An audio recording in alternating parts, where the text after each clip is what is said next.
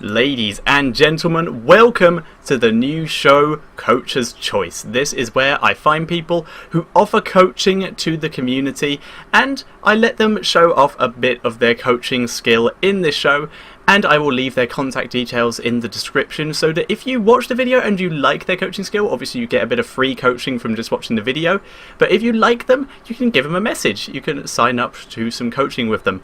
And today, my first guest from Edification Empire, I have Ceonsamea.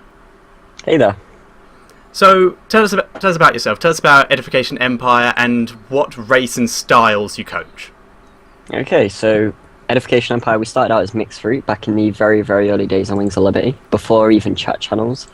And I was just platinum at the time, so it's kind of funny looking back on, but I just offered to coach and help out bronze and silver players on the Battle.net forums, and we ended up with a group of regulars, and we'd just do custom games and things, and it kind of went from there.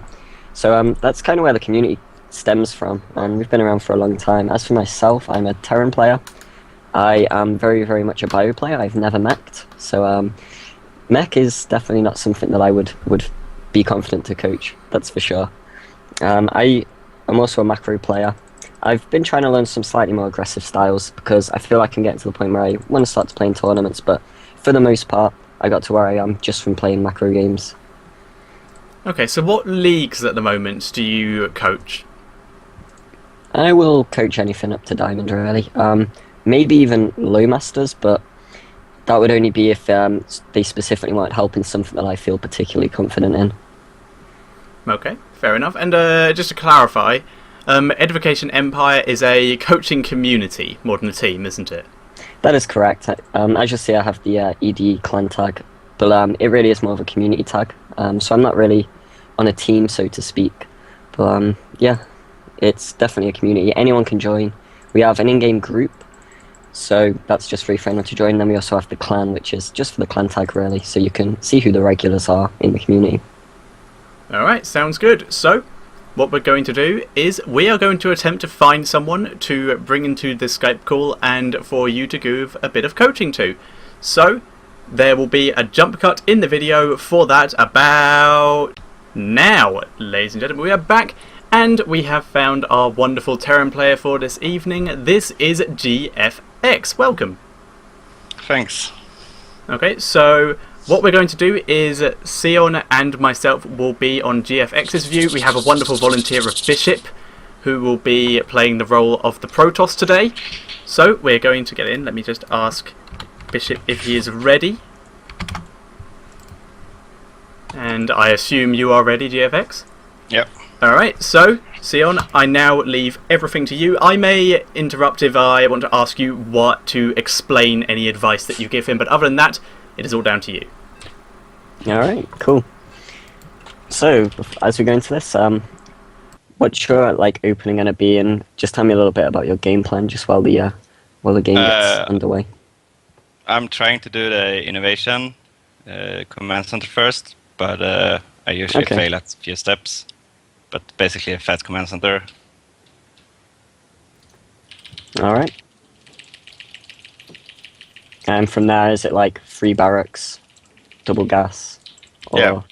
Okay.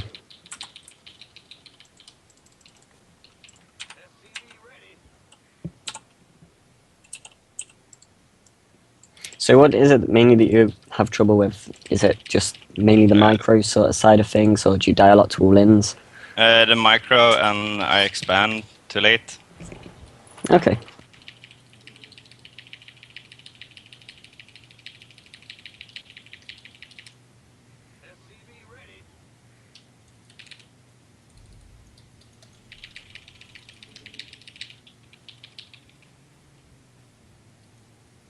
One second, sorry.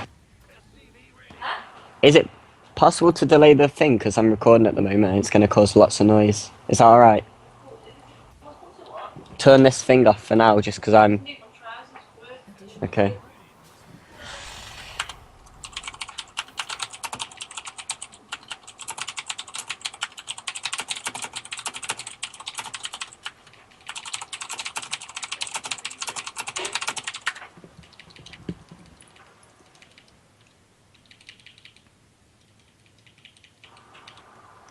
Okay, sorry about the noise. This is where I wish Skype had a push-to-talk function at least.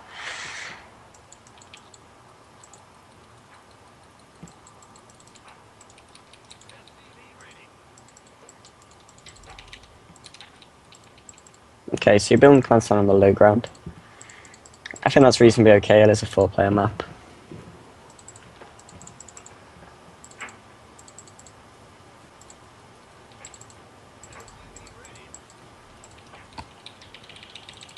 So when do you normally send your scout out? After 17. Alright, that's good.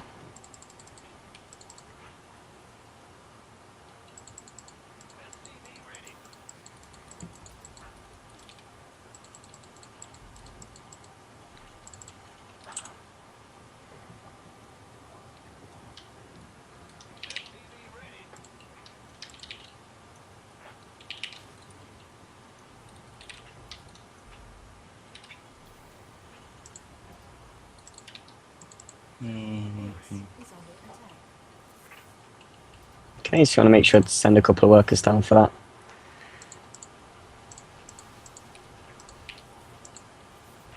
that. He's not actually attacking your workers, so it's fine.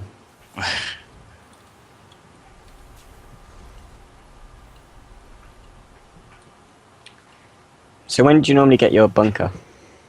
I should get it now. Yeah, you want to make sure to get that bunker timing down.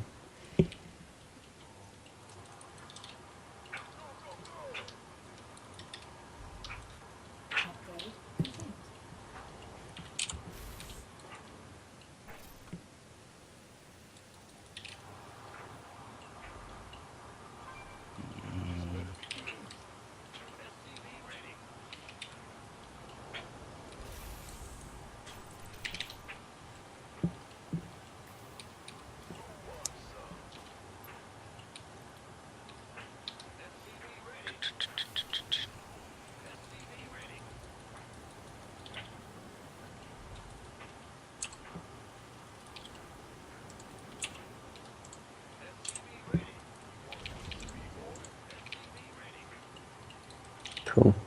So it's a bit unfortunate that you scouted him last. Yeah, let's hope he doesn't kill me. So the main thing I noticed is you don't have an NG bay yet, which could be really problematic if you're against some kind of like aggressive style. If you had scouted him, then maybe it'd be okay. But if oracles do pop in, it could be quite a problem.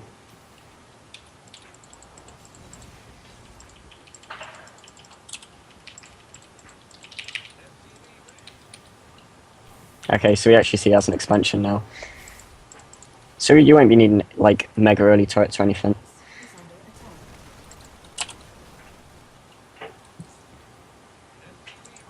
Now his stalker was at your front, which means you probably could have snuck in a bit of extra scout in there. Just like composition does have a mothership core, things like that. You always want to be aware of how much gas a Protoss is spending. If he only has one stalker, he could potentially still be following that up with anything. Especially since we don't know if he opened with double gas.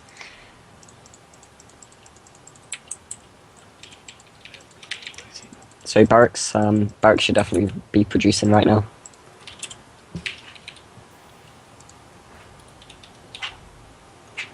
And you have quite an early third, which I think that's a reasonably good choice on this map.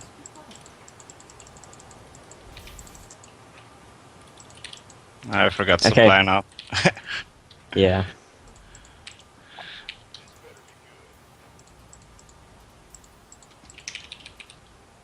So the main thing I noticed is your factory is quite late, and I feel like that was just maybe not paying attention to your gas count. You always want to have like a clear order of which order you're going to spend your gas in and on what things. So your actual core structure's looking reasonably okay. You do have quite a lot of barracks, but that's fine because you've got the third CC going down already. Alright. For the most part, you're going to need to play quite defensive, though. Your medivacs are really late, and you do only have one bunker, so as long as he doesn't push, you obviously wouldn't need more. But you're gonna definitely want to try and get map vision. Don't want to die to anything outright.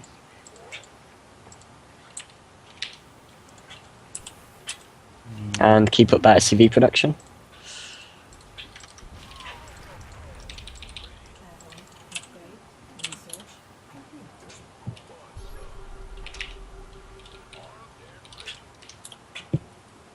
And keep an eye on that gas. What things could you be spending the gas on at the moment? So we got combat shield and 2 medivacs, that's 200 gas. And then of course you're going to need the gas when your armory completes, so it should be reasonably okay.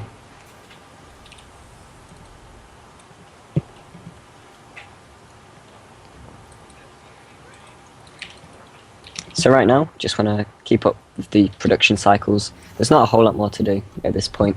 Just keep producing, make sure your upgrades are on time. And you have a unit outside of his front, which is really cool.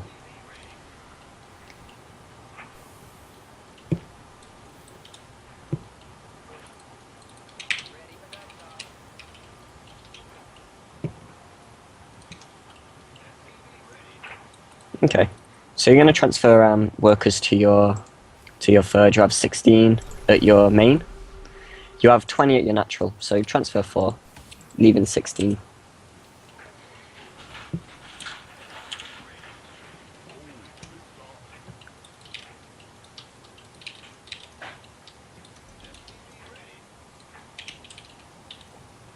So at this point, my main concern is, do you know what his choice of tech is? You really need to find out. Immortals. Okay. Well, Probably. Immortals could be followed up with Colossus, but it's still inconclusive. You need to make sure. So traditionally, if you have the faster factory, the 10-minute medivac timing scouts his tech, so that allows you to react as well. But when you do this more macro style, if your starport's delayed, you need to make sure that you're still aware of his tech. It's so important.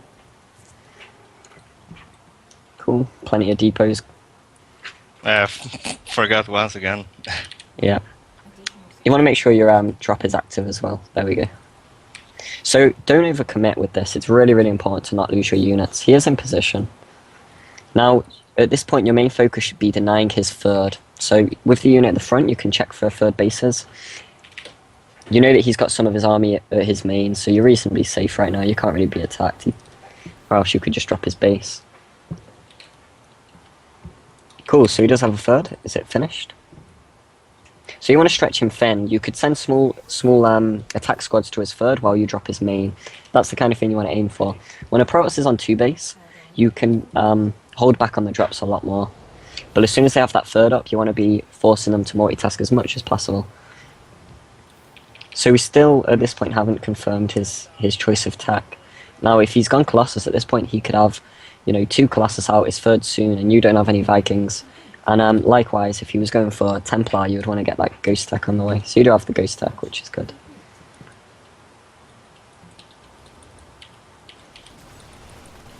Cool. So make sure you keep your medivacs in your army in a position where they can escape. So if his army comes, you just want to make sure you can get away. So the rest of your army could be pushing up towards his third.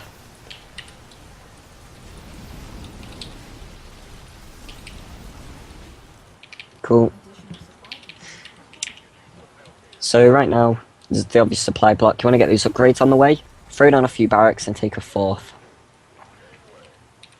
So it's just because you have a lot of minerals right now. Your gas count's quite low, which suggests you're producing tech units regularly. You have the ghosts on the way, you have the upgrades. Just want to make sure you get that +2 attack as well.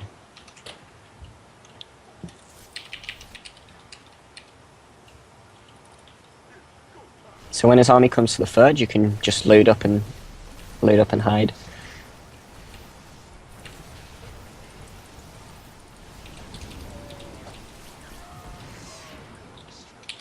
Cool. So definitely need to keep up on that production. So, yep, 4th, 5th on the way, that's good. Did you hotkey those extra barracks? I didn't see if you did or not. Yeah, I did. My hotkey's unclickable. Probably should change that when I coach. Cool. So, again, he's on 3 base, you want to stretch him thin, so you could send a drop to his main. You also should hold the tower to make sure he doesn't push you, because if you send drops out and then get pushed, things can get quite messy. But just some map vision should make you completely safe from that kind of thing. Alright, so as we send these drops out, here's what I want your goal to be. When you do these drops, you're going to make sure to constantly produce during the attacks. So he is actually moving out, so you should probably consider pulling those drops back. You'd rather drop it as third though, so if he's moved out, now's a very, very good time to get that damage in. So even if you take damage, you'll be fine. Right. So he has lots and lots of charge lats, so you're going to need to kite. So, kite the zealots.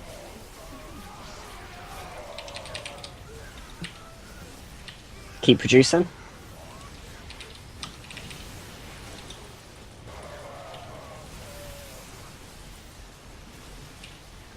Continue producing.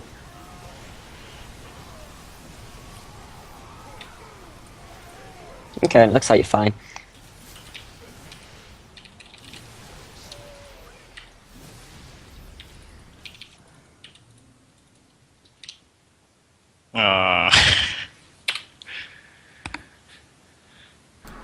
Ceon, he's doing the call. Okay, ladies and gentlemen, Ceonsamea's computer had a small, very small problem with exploding.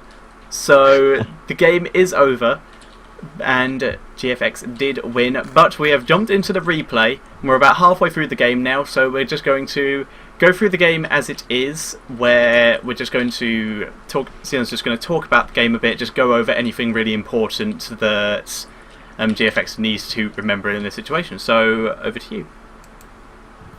Alright, so as I said, the first thing I noticed was your tech timings and your gas was a little bit high. I think it's worth just having a clear idea about which order you want to get your tech in.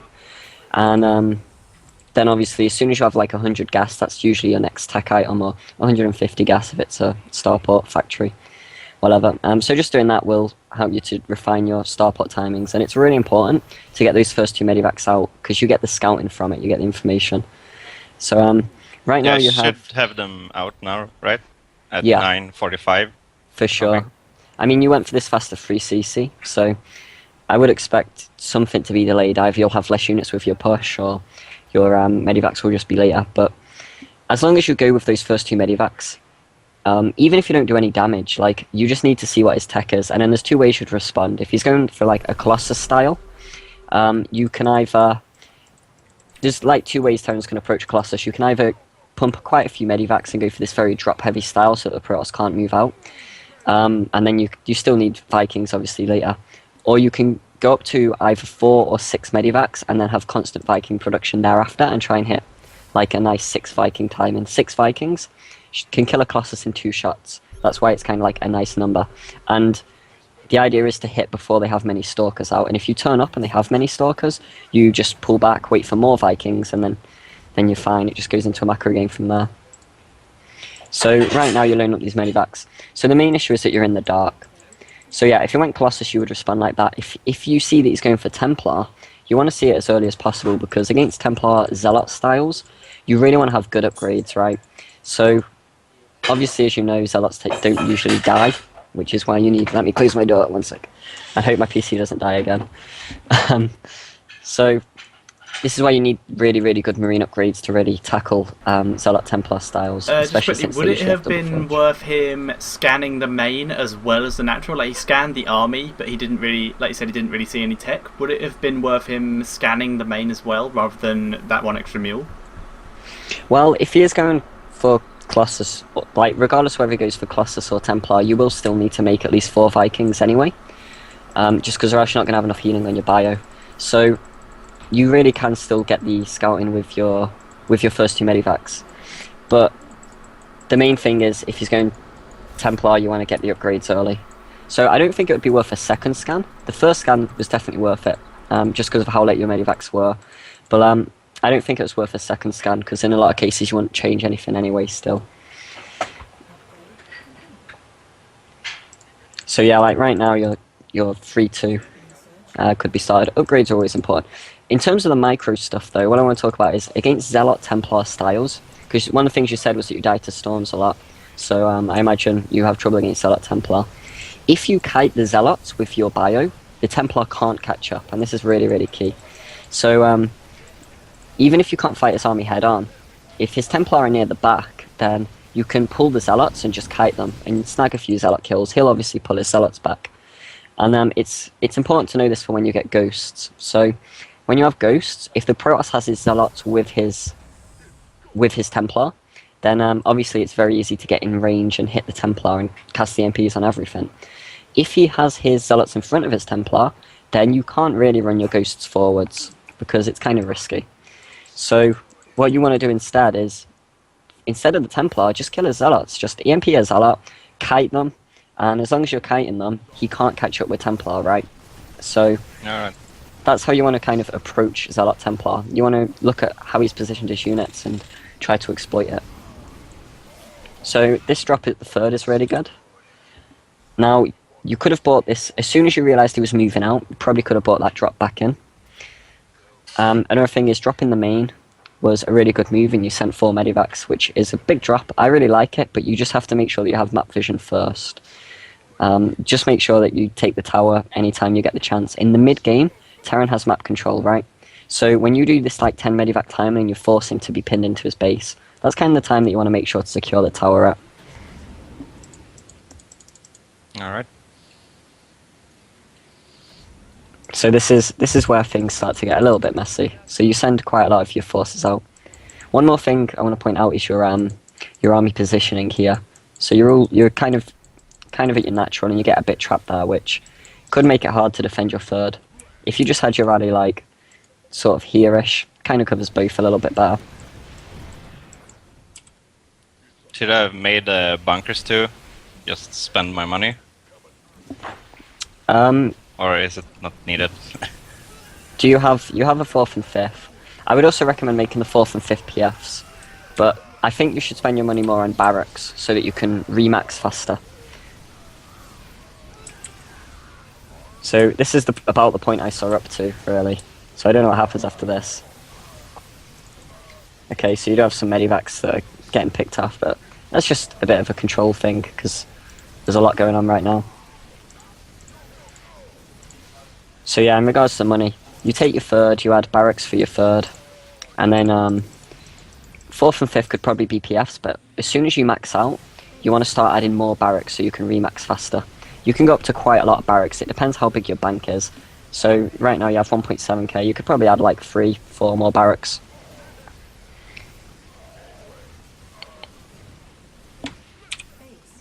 So right now it just seems like he hasn't rebuilt his harvesters, so his economy is really, really low. You did do a lot of damage with your drops. He could have stabilized though, I thought he would. That's why I was surprised he left. Yeah. I mean, if he had build workers now, he would have won. If he could have rebuilt his army a lot faster. For sure, you lost a lot of workers at your 3rd, which is the main problem. But yeah, he hasn't built his, so you're completely okay at this point. Cool. So yeah, I didn't realise you won that. I actually thought you were dead at the point where I lagged out. But it's nice that you did. So overall, I like your drop play. You're pretty confident drop in. You usually save your units, which is good. You did great damage. My main concern is just that you need to be able to get that scouting information earlier so you can correctly react to his tech choice. And just be aware that against Zealot Templar, Terran is very, very dependent on these good upgrades, and you want to have a reasonably marine-heavy composition in the early stages so that you can put your gas into ghost tech, you can put your gas into upgrades, and then once you've paid for like your 2-2, you can start investing more into Marauders, because obviously Marauders are much chunkier, and they do help in the mid and later game stages. So yeah. Alright. The Marauders are a bit of a problem if he goes Zealots though, aren't they? Which Well, this guy did. What I mean is you would start out being pure marine heavy so that you can get those good upgrades. You wouldn't have like any Marauders, even though you're against Zealot Templar. And then it's in the sort of later stages that you're bringing in Marauders, because he's ultimately going to Colossus switch later down the lines anyway. And when you have a high medivac count, Marauders do very, very well against Storms. With your high marine count in the early stages, you should be reasonably effective against Zealots. This is what I was talking about. If you kite the Zealots and don't let him get any Storms off, you'll just keep thinning out his Zealot count, right? And that's what you want to aim to do. And if he does have his Templar forwards, then they're a lot easier to pick off with Snipe or EMP or anything like that. Should I question? Should I keep making Marines even after like 20 minutes, or should I just go pure Marauder, Ghost, Medivac? It's mainly determined by your gas count and a little bit by his composition. Marines are always reasonably good, and you would almost always want to produce them from your reactored barracks anyway. But I think it's good to have most of your barracks tech labs, so you can quickly replenish your ghost counts, you can get a good bulk of marauders out, and also tech labs build much faster, so you shouldn't build pure marauder for definite, but you should prioritize spending your gas. So in the later game stages, when you have a good medivac count, prioritize marauders, because even if he makes quite a lot of zealots in the later stages, at that point you have ghost, you have EMP, so the zealots are not nearly as scary. And you'll have a lot of medivacs even the marauders, so your army's pretty chunky at that point. Alright. I hope that makes sense. Yeah. Okay, so I think we have reached the end. Is there, GFX, do you have any more questions, or Ceon, is there anything else you would like to go over? I think I've covered everything that I noticed from the game, unless GFX, if you do have any questions. Not really. I think I just has to mass games to become good at this game. Yeah, practice is a big part of it for sure. As long as your practice is focused and you always have something that you're working on when you go into a game. So, you know, for now it'd be just making sure to scout his tech and have a response for that, and just kind of practice how you engage, I guess. So Yeah. you kind of got like an early sort of stage goal, and then the micro goal is something you can practice later in the game. Yeah, and making supplies. Yeah, making depots. If you get the hang of that, like, I've only just learned how to make depots, I think. So, you know, supply blocks are unavoidable at all levels, really. They're always going to happen from time to time. And my mines are really bad at the moment. I have almost always twice as much as my opponent in supply block time. I find that it's quite common for Terran to have high supply box time. Do you use the idle SCV worker trick? I call it a trick. Do you, when you have SCVs that are building depots, do you leave them to idle instead of rallying them back to your minerals so that you get the idle worker icon when they finish? I always send them back to Okay, collect. so something that might help you is, yeah, if you just leave them to idle, and then what happens is you can start using the idle worker icon as like literally an on-screen reminder to build depots. Every time the idle worker icon pops up, you'd obviously hit F1, it takes you straight to your worker, and you can instantly build the depot. Obviously, if the idle worker isn't a depot builder, then it still helps you out, because then you can make sure to get any idle workers back to work or whatever. Yeah, that's really nice. I'm gonna try that. Should help a lot. Yeah, hopefully it'll make a big difference. It will take a little bit of practice just to get used to looking at the idle worker button, but like I said, if you go into games with the set goal to practice these particular things, then you should develop pretty quickly. Alright, excellent. So, thank you very much, GFX, for being our wonderful Terran for today. Thank you. Alright, and thank you, Ceonsamea, for being our coach for the day. I will ask you after we are finished for any contact details so that people can contact you if they would like to try your coaching skills for themselves. Do you have any final words for the audience today? Just thanks for watching, and I hope it was useful to some of you. Alright, well, thank you all very much. This has been Coach's Choice, and see you all next time.